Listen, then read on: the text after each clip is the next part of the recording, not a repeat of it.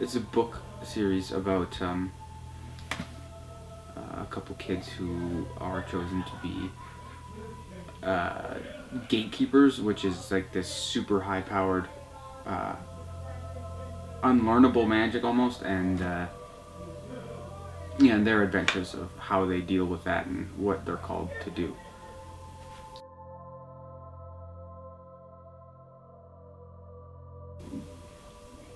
Young adult or teen, but I don't really try and write for age groups. I just write stories that I like. So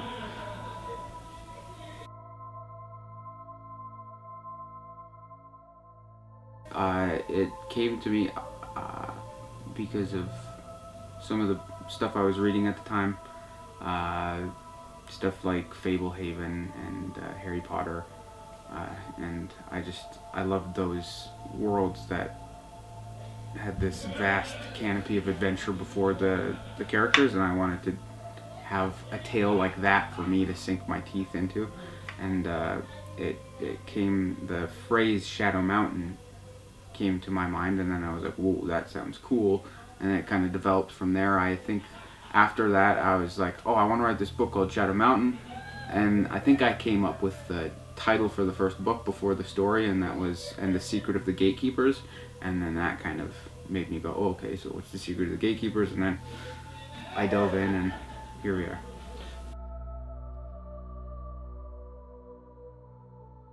The first one took me probably cause it's so long ago I don't really remember, but I think it was about a year or a year and a half for the first one.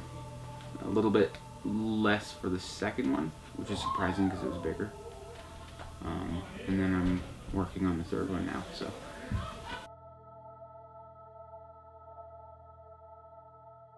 yeah, oh yeah, yeah. I don't tend to write one shots. It's a waste of time to me. So you're not going to see any one shots from me.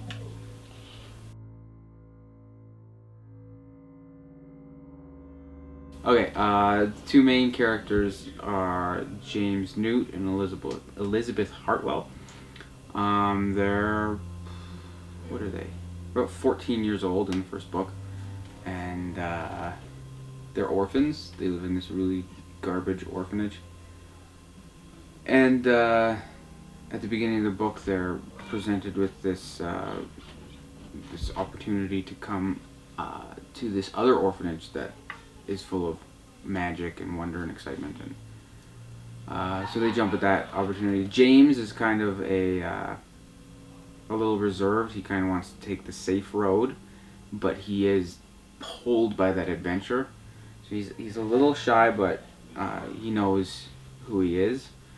Elizabeth is daring. She's boisterous. She likes to get into a bit of mischief, and so they kind of complement each other in that respect. They pull each other into bad situations and then pull each other out of them. Best friends.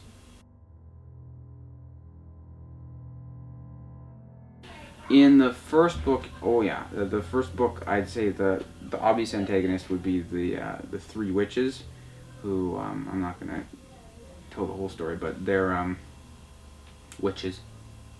There's three of them. They're sisters. They have a borderline obsession with one of the main characters that develops through the book and then subsequent books. They're vicious, psychotic, really fun to write. Yeah, mean ladies. Because I wanted to write, it had been sort of an interest of mine, but every time I'd started a book, it was like, or a story of any kind, I'd gotten 10 pages in, lose steam, interest, and then it's gone.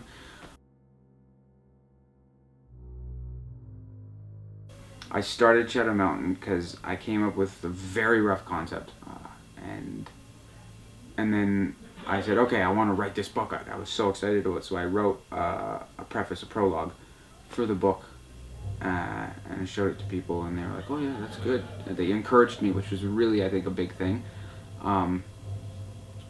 And yeah, just somehow different, and I plowed and threw and wrote a whole book. That was a long time ago, so my style's completely changed. Of how I write, not necessarily of my style of writing, although that has changed a little too.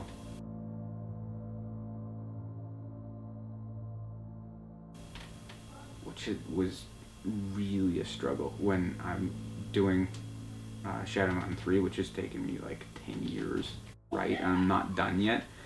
It's ridiculous. But that one of the biggest things is because I changed how I write, and my style changed a little bit. So I had all these pieces that I was trying to cohesively bring together into this third book, and fought me every step of the way. I've done 3 drafts and gotten about halfway, or no, 2 drafts, gotten halfway through the book and then restarted, and that kills me. That's nasty.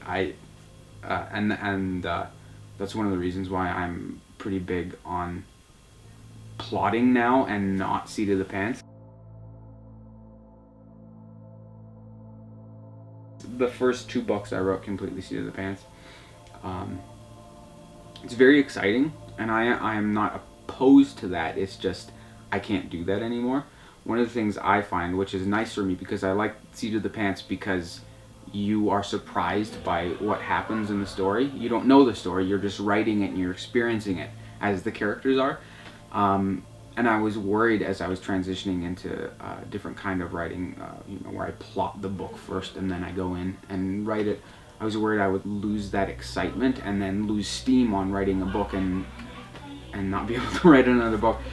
But I found, at least for me, when I plot a book very well, I'm more surprised by things. And it's not necessarily the big things like, oh, what's going to happen now?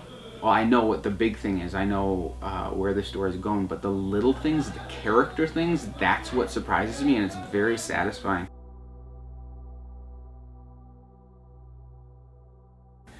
In Jack 3, when I was writing it, there's this one scene that completely goes on off the rails in a different direction than I thought it was going, and it's just characters. It's just a family scene, and it was such a joy to write, because, and that too, it wrote itself, which is one of the things pantsers, I think, like, is when they get into that and they're like, okay, it's just telling itself.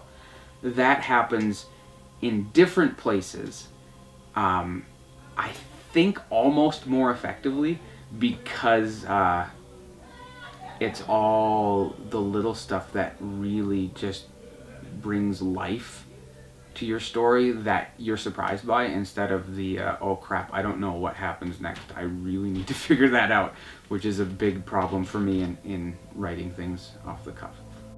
Woo woo.